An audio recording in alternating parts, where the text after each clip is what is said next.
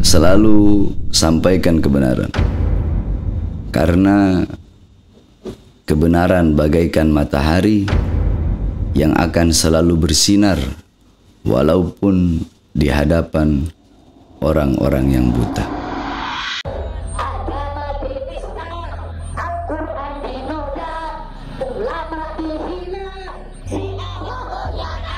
Sejak akhir-akhir ini, nama Habib Bahar bin Smith kembali menjadi perbincangan publik terutama di media Indonesia kerana pelbagai kontroversi yang melatarinya. Siapa sangka kontroversi sang Habib berwatak preman ini telah sampai ke Malaysia. Ini kerana sejak akhir-akhir ini wajahnya sering muncul di kalangan warga Malaysia gara-gara video ini. Kebijakan yang tidak berpihak kepada rakyat, kebijakan-kebijakan yang berpihak kepada asing, kebijakan-kebijakan yang bisa menyengsarakan rakyat, dibiarkan sama ulamanya. Sehingga rusaklah. Jadi rakyat rusak, negara rusak karena pemerintah, pemerintah rusak karena ulama. Kenapa? Banyak ulama yang diam terhadap kezaliman.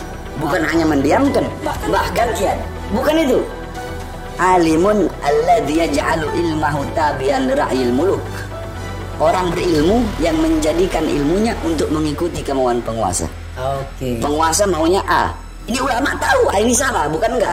Tapi cari-cari dalil untuk membenarkan yang salah. Video yang mengucapkan tentang masalah umat, pemimpin dan ulama-ulama ini menjadi popular di Malaysia mungkin kerana apa yang diucapkan oleh Habib Bahar bin Smith itu dekat dengan hati rakyat di Malaysia yang merindukan kembali zaman-zaman indah dipimpin oleh pemimpin yang baik.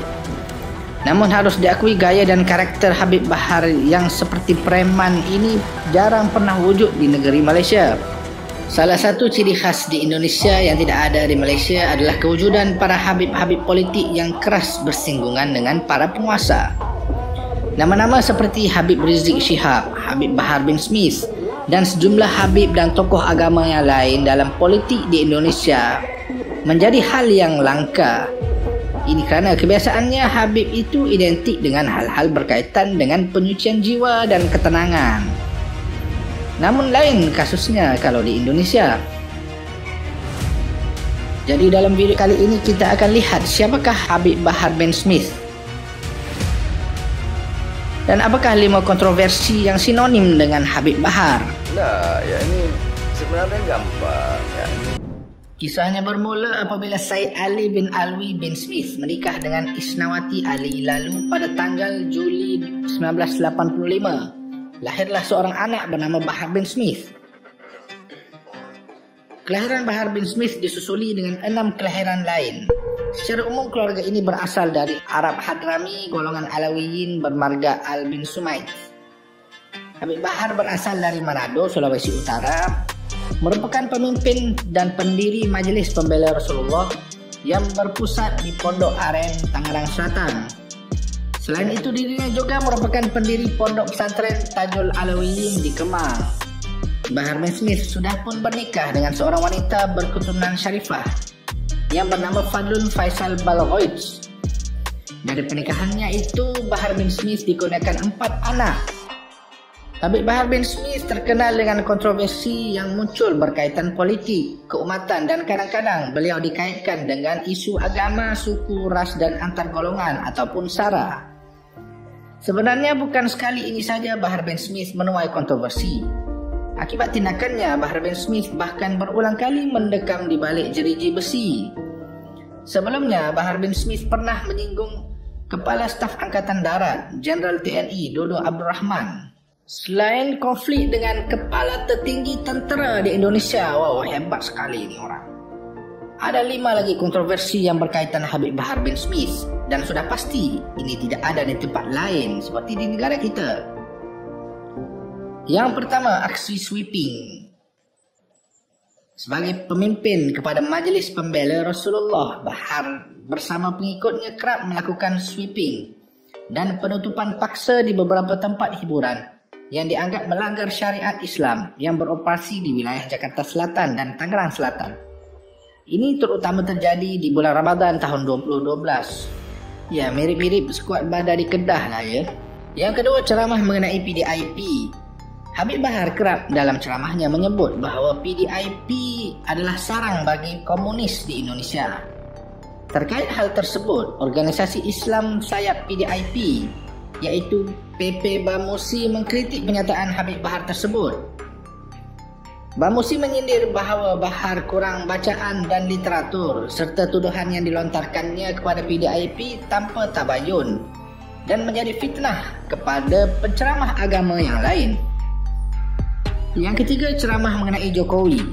Di tengah panasnya Pilpres 2019, Habib Bahar pernah berkata bahawa Presiden Jokowi itu sebenarnya adalah banci ataupun dalam bahasa Malaysia pondan.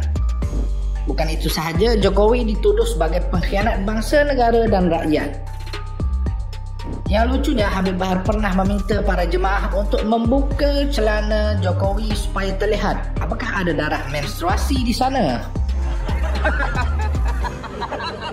Kemudian Habib Bahar juga pernah menuduh Jokowi hanya mensejahterakan orang-orang non-Muslim atau kafir, orang-orang Tionghoa atau Cina dan perusahaan-perusahaan barat, serta memperbudak kaum pribumi.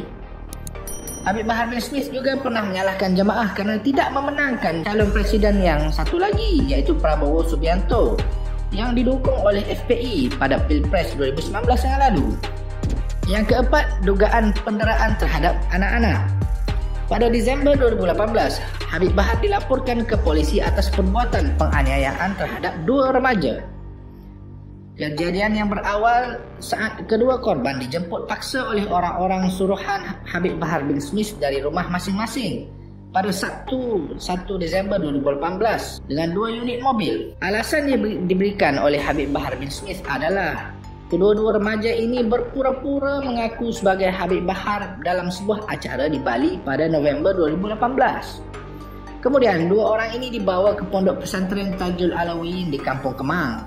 Lalu mereka dibantai secukup-cukupnya oleh Habib Bahar dan pengikutnya, dan ia menjadi salah satu barang bukti bagi polisi. Yang kelima adalah kasus penganiayaan terhadap supir taksi online. Habib Bahar bin Smith mendekam di penjara selama 3 bulan gara-gara pada 2018 yang lalu beliau memukul supir taksi online yang bernama Adian Shah, yang sebenarnya ditugaskan untuk menghantar istrinya pulang.